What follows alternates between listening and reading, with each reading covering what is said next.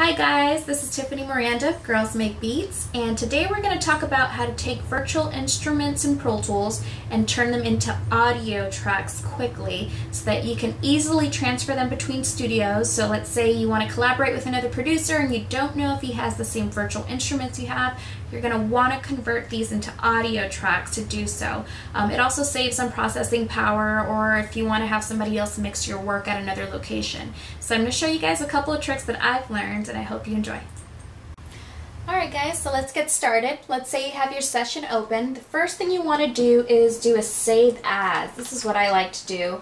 Let's go ahead and just save as. Who knows audio stems? Save that. And let's go ahead and hold down Option while making all of these tracks bigger so we can see them clearly. It definitely helps to have all of your instrument tracks in the same area so you can quickly select them by holding Shift down to the last track. And if you notice here, I have about 14 tracks. What I'm going to do in just a second is create 14 audio tracks. But what I'm first going to do is take this output selector. Let's make it a little bigger so we can see it even clearer. Holding down Option so they all get larger. So what you want to do next is hold Option, Shift, and here's a trick. Hold Command and make sure you're selecting the top track. You're going to select the output selector and put it to an available bus. Let's do bus 9, 10. And as you'll see, there's a cascading effect here. Bus 9, 10, bus 11, 12, bus 13, 14, and so on. So let's go ahead and I'm just going to make these small for a second here, holding down Option. I'm going to create 14 stereo audio tracks.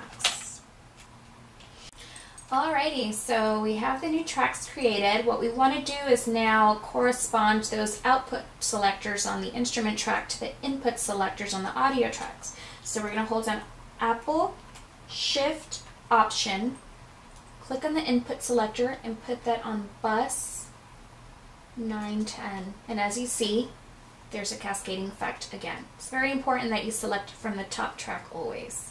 Now if you want to go ahead and rename these audio tracks, you can start by doing that, double clicking on the name, and then I'm going to teach you a cool little trick if you didn't already know. Let's say this is piano and you want to name the next track. What you do is hold down Apple and Enter.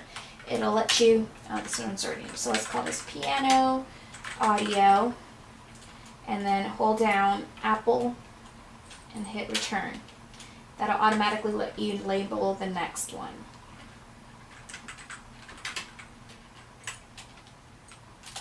And so on. Now what you want to do is hold down Option, Shift, and record enable all of these tracks. We're going to set the session back to the beginning by pressing return and hitting 3 on the number keypad.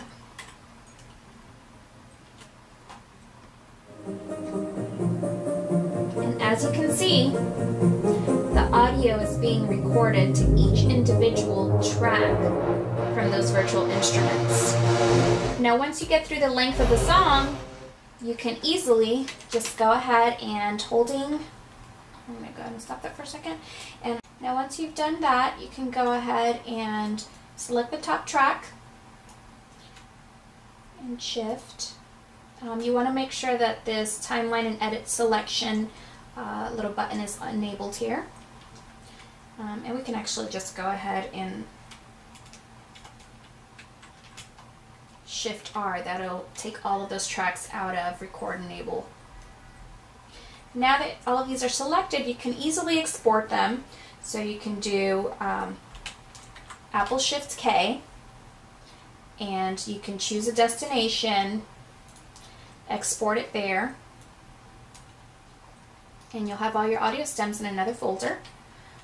Or you can choose to go ahead and select all your virtual instrument tracks, hide them and make them inactive, and this will free up some processing power for you. And just go ahead and save that session and it'll be saved as your audio stem session. Alright, so I hope that was helpful for you guys. Please feel free to subscribe to the YouTube channel and visit us at www.girlsmakebeats.org. Thanks.